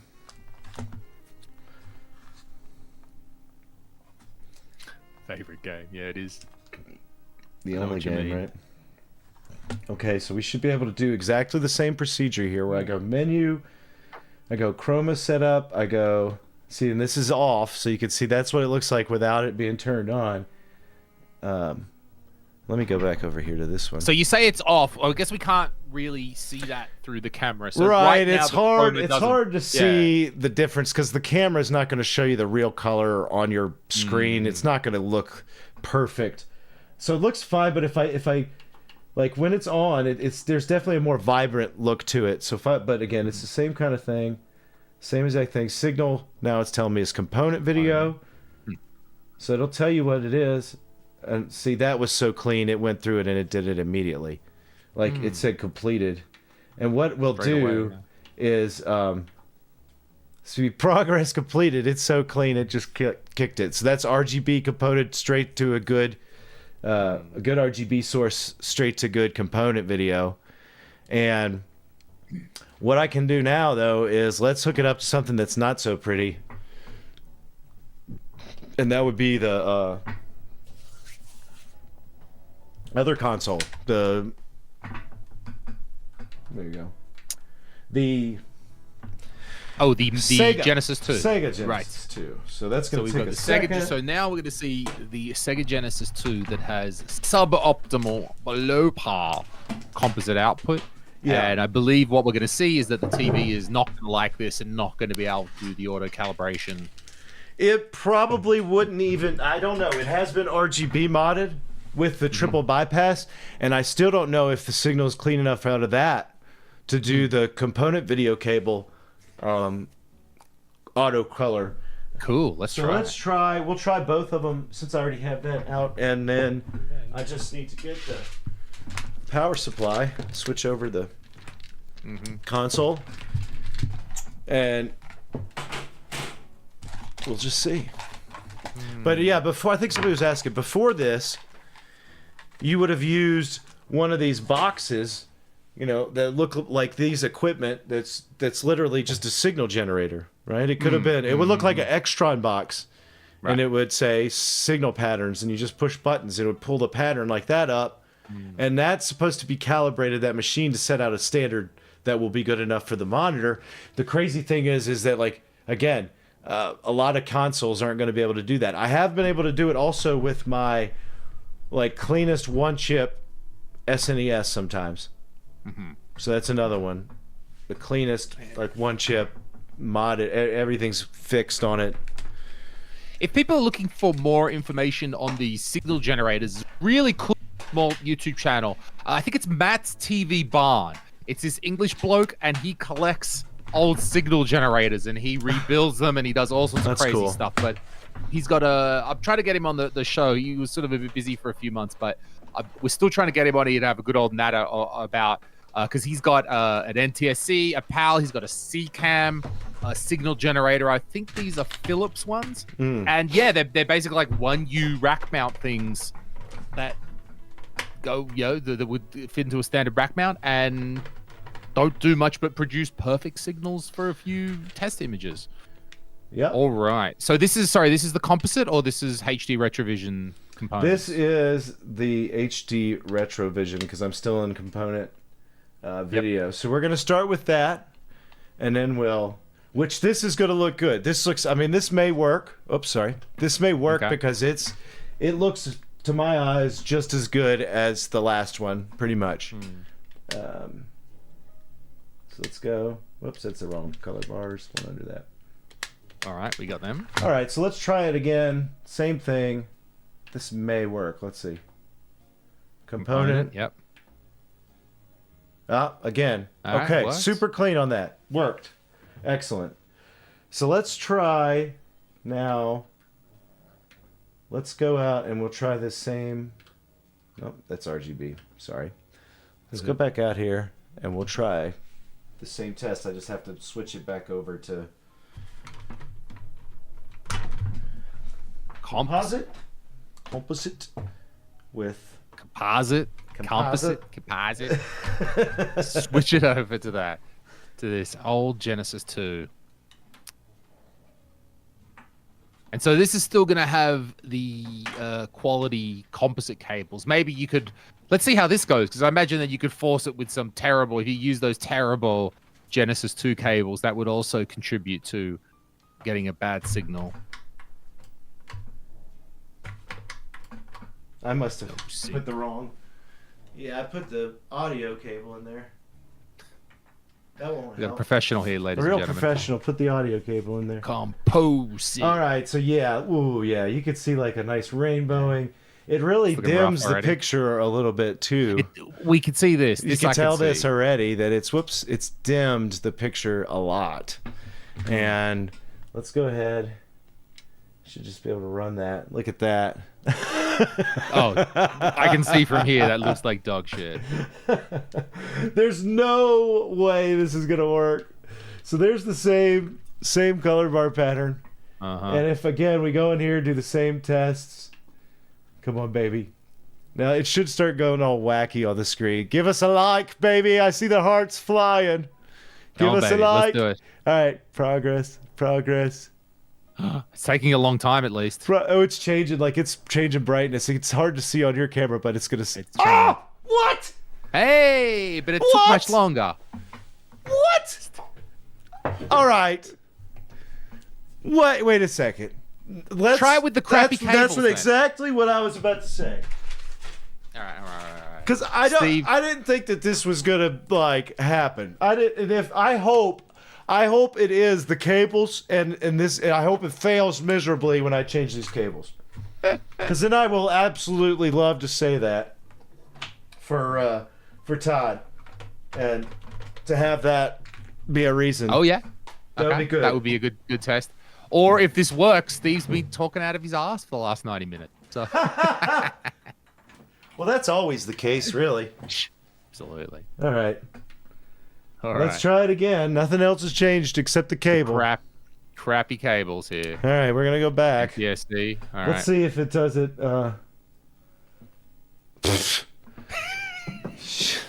I have been talking at my ass. This monitor's so good. This monitor's so good that see. All right, here's what I'm gonna do. I'm gonna power cycle it, and we're gonna see. I don't see how Okay, that went there's that that. fast. I don't How can see we degrade the signal even further? How can we make this signal even shittier? Put some magnets on the All cable right. or something like that? All right, cool. So there's All right, here we go. off. All right. Oh, that looks good. That looks like it needs to be adjusted. All right, let's see. All right. Let's see. Let's try it again. Come on. That's funny. That's too funny. That's too funny. So yeah, I mean, obviously we got this thing, and we're just being able to do whatever we want to with it. Oh, that's fun. Well, there's definitely no quality loss. I mean, I'm seeing the crazy thing is I'm seeing like a little bit of snow from these cables. They're so bad. But it's still the I monitor don't can do understand it. it. I don't know, but like I've that's crazy to me because most of the time it will just tell me failed or abort. Right. It says abort down there. Like what if I put in the wrong? Let's try to put in a. Oh man, that is so snowy. Let's try to put in a different pattern and see what happens. Okay, sure. Oh yeah, because we want to make it fail, right? So a different Yeah, pattern. let's Okay. try something that's close. I mean, surely it won't say it passes the Pluge test. God. Oh, here we go. All right, let's go. I mean, I don't know, right? I don't know. Let's see. This certainly won't work.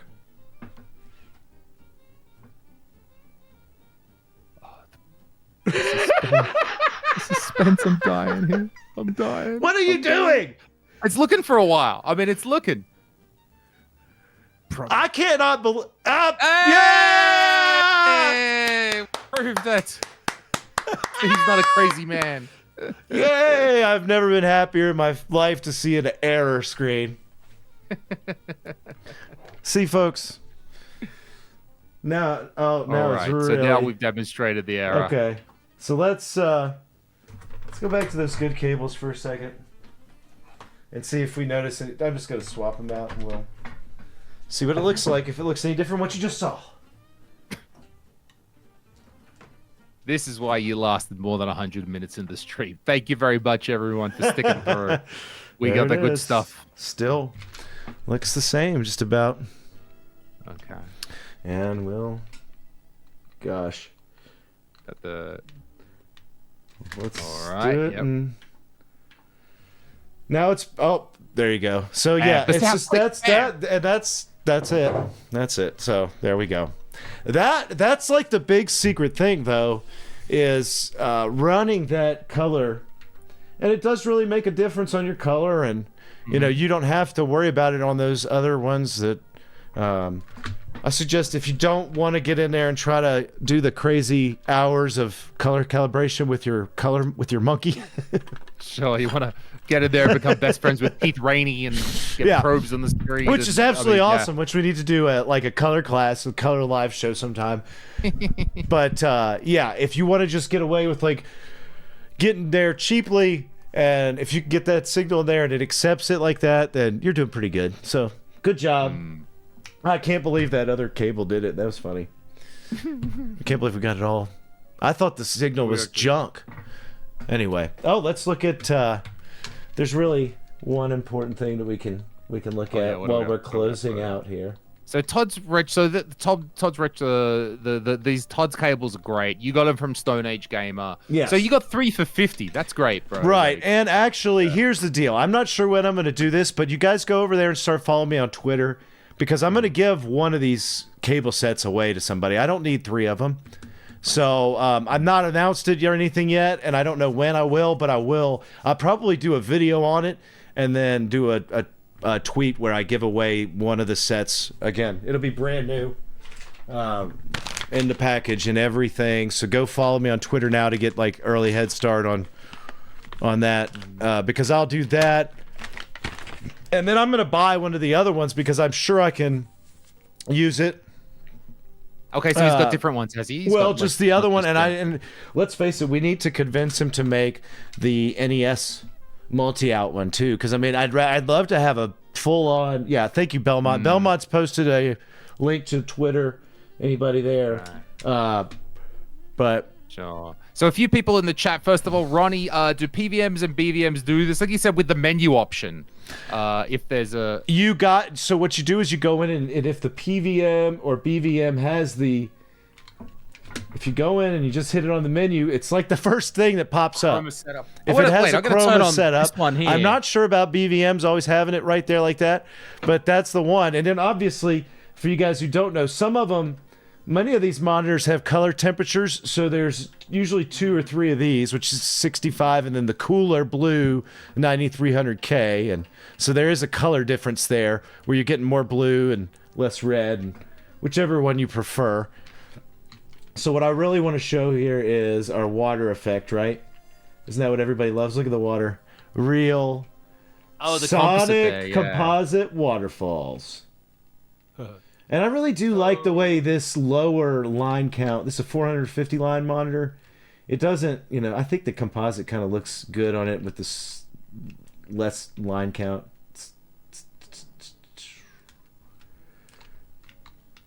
Oh, I should not have gotten I think this BVM doesn't have No? what you're talking about.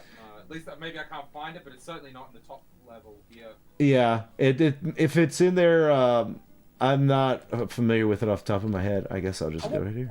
Remind me There we again, go. Steve, There it is. of what's up with this one. See, on this one here, this is the menu of my BVM, and Yeah. I've got an option for maintenance, but maintenance is blued out, and I can't get to it. It's because maybe you're like in a locked up mode. Can you not hit enter on it at all? No, it just goes by it. Okay. Oh, it goes by it. Okay. Yeah, there might be some kind of lock on it. Go. Yeah, you should be able to go in there and then put in a password. Well, I've got another for password. Yeah, I think that's the only way you can get into that. But you should be able to get into maintenance a little bit. And all right, let's see what he's up to. He's over there trying to put it in. So that's it. That's the beautiful effect. I gotta look at this some other time. Yeah, I can't remember what the password is for them. It's like either 1s or 9s or Zeros. something. Yeah. All right, man, we've hit 2 hours today. Thank you, everybody, for hanging out with us and reviewing these awesome new products for about an hour each. That's pretty cool. Weird. Doing nice. Good to Nerds. catch up. It's been a while, so thanks Absolutely. everyone for hanging out with us here. 111. I should try 111. Says Ron. Yeah, try that. I'll try them out later on. Cool. So yeah, composite looks great. So thanks, Steve. Yeah. When are you know when you're gonna stream next? You got some I plans? yet? You're not try. sure? So yeah, the show's we'll try Monday. Hopefully be back. Same time, same bat channel, same bat time, same Thursday next week. Hopefully everything goes the same. Nice. And then we're getting close then. Well, I know we're all supposed to be doing a special stream a week from tomorrow, I think, with Roger. You're going to have to be up at like 5 a.m. It's gonna for be that great, right? But yeah, Well, we we're should doing have a some big fun. charity stream with Roger. Right, so. right. So definitely keep on the eyes out for that. And yeah, it's been awesome having you back here. We haven't had a freaking podcast in so long, and it's okay Yeah, I love it. We're talking podcast, stream, whatever I we're know, doing. now I just it's love, like I love morphed, chatting, but it's love fun. doing stuff.